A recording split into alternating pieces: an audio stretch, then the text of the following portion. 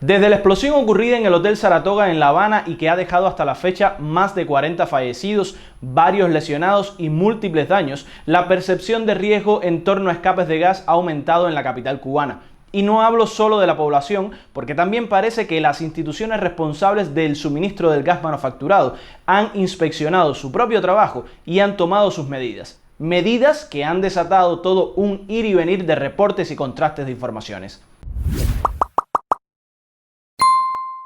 Pero vayamos a los hechos. Entre el lunes 9 y el martes 10 de mayo, centenares de personas comenzaron a reportar un fuerte olor a gas en distintos puntos de La Habana y así comenzaron a manifestarlo en las redes sociales, agravadas las preocupaciones, con razón, por lo ocurrido en el Saratoga. Ante tantos reportes de la ciudadanía, desde el toque preguntamos a nuestra audiencia y el post en Facebook recibió centenares de comentarios en pocas horas. La mayoría confirmaba el asunto y al buscar información sobre las posibles causas, miembros de nuestro equipo hicieron una primera llamada al cuerpo de bomberos. Ellos hicieron un trabajo en la planta de melones y hubo una situación ahí, pero ya está todo bajo control. No obstante, para que tenga más información, puede comunicarse con los compañeros 204-8810. Esta primera llamada la hicimos el martes 10 de mayo a las 2:28 del mediodía y como nos dijeron que llamáramos a otro número, eso fue lo que hicimos. Entonces a las 12:32 realizamos la llamada que publicamos en nuestras redes y les resumimos acá. Este despacho de operaciones, la empresa de gas manufacturado.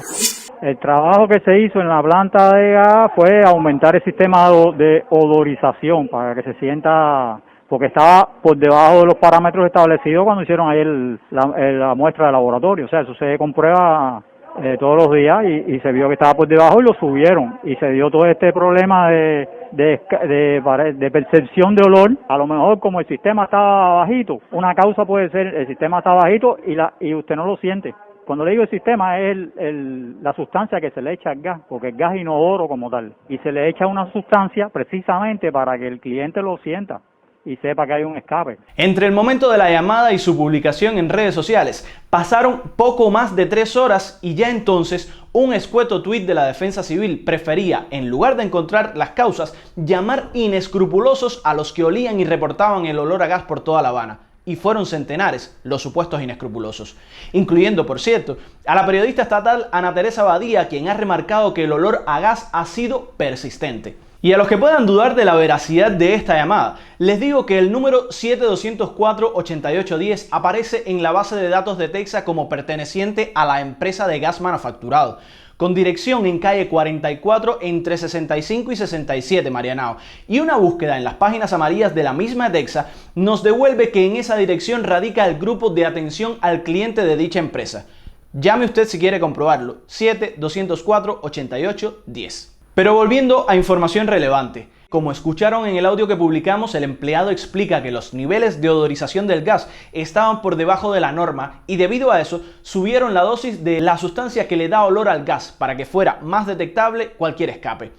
Y es que tiene mucho sentido lo que cuenta el empleado que responde la llamada, porque ¿de qué otra forma aumentaría tan perceptiblemente el olor a gas en La Habana? ¿O es que hay nuevos escapes masivos o se aumentó el aditivo que permite la identificación de escapes aunque sean pequeños? Realizada nuestra publicación, replicada y reseñada por varios medios y mientras la mayoría de la prensa estatal tenía orden de replicar la nota de la empresa de gas manufacturado y el tuit de la Defensa Civil, solo la televisión cubana ofrecía información sobre el tema, bastante editada por cierto. ¿Cuál es la situación en este minuto del proceso de producción, el servicio del gas de la calle? Nosotros prestamos servicio las 24 horas del día en 2 plantas productoras. Como bien se conoce, la producción se monitorea minuto a minuto, por lo tanto las presiones están en los rangos establecidos. Se han incrementado, ha aumentado la cifra de reportes por parte de la población de supuestas fugas de gas en diferentes puntos de La Habana. ¿Qué ocurre?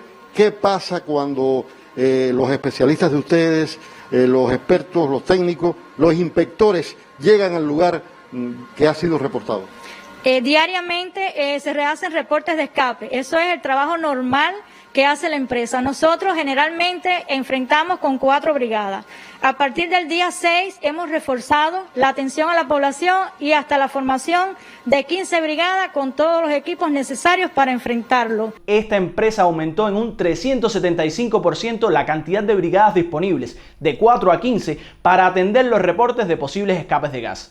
Pero otros detalles, que no entraron en la edición de Bernardo Espinosa, los ofrece un video publicado por Manuela Durán Rodríguez, jefa del grupo en la gestión de la comunicación en Unión Cuba Petróleo, CUPET. Los escapes se presentan normalmente como promedio entre 30 y 40 diariamente.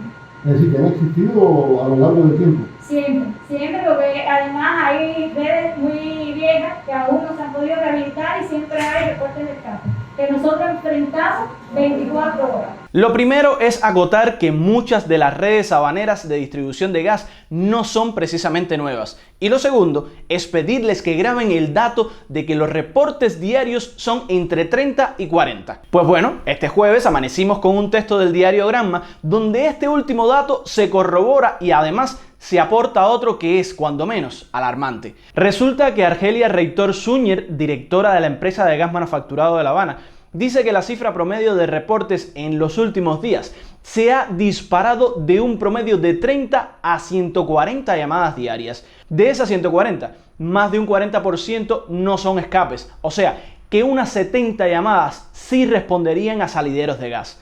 Y si hacemos un poco de matemáticas y ponemos que de los 30 reportes diarios antes de la explosión del Saratoga, 15 sí eran fugas, entonces en la última semana los reportes de escape reales habrían crecido de 15 a 70, o sea, un 466%. Digo yo que si lo que faltaba era odorizante para detectar las fugas, lo que estaba haciendo mal la empresa del gas lo ha corregido y ahora tiene un mejor porcentaje de acierto en la detección de escapes de gas reales. Pero según el mismo reporte de Granma, la declaración obtenida por el toque sobre los trabajos en la planta Melones, el aumento de odorizante e incluso las narices habaneras están equivocadas, son un error o peor, una invención inescrupulosa. Y para ponerle la tapa al pomo, Cubadebate publica también su versión de la historia, con referencias a personas que sí habían sentido el olor a gas, personas que habían llamado a la empresa y le habían contestado muy parecido a la información que obtuvo el toque, y la guinda del pastel. Ahora la empresa no sabe por qué se ha sentido olor a gas en La Habana. En fin, que todo este asunto pudiera dejar un par de conclusiones y al menos una pregunta. Primero, que la prensa estatal y las autoridades del gas o quieren hacernos pensar que la ciudad está loca o no quieren reconocer responsabilidades. Segundo, y más preocupante, es que tanto olor a gas por la ciudad significa, muy probablemente, que hay muchos salideros que deberían ser atendidos, no solo por la pérdida de combustible, que barato no está en ningún lugar del mundo, sino sobre todo por la seguridad de las personas que lo utilizan. Y la pregunta, si no es sobreodorización y todo anda bien, ¿en serio vamos a suponer que es una casualidad? A estas alturas, como decía un colega en estos días, no sé si es peor que los directivos del gas nos estén escondiendo las causas reales de los olores o que de verdad no tengan ni idea. Pero lo cierto es que entre lunes y martes pasó algo con el gas. Gracias por su atención y seguimos desmontando la realidad cubana para entenderla mejor y para que no nos pasen gato por liebre.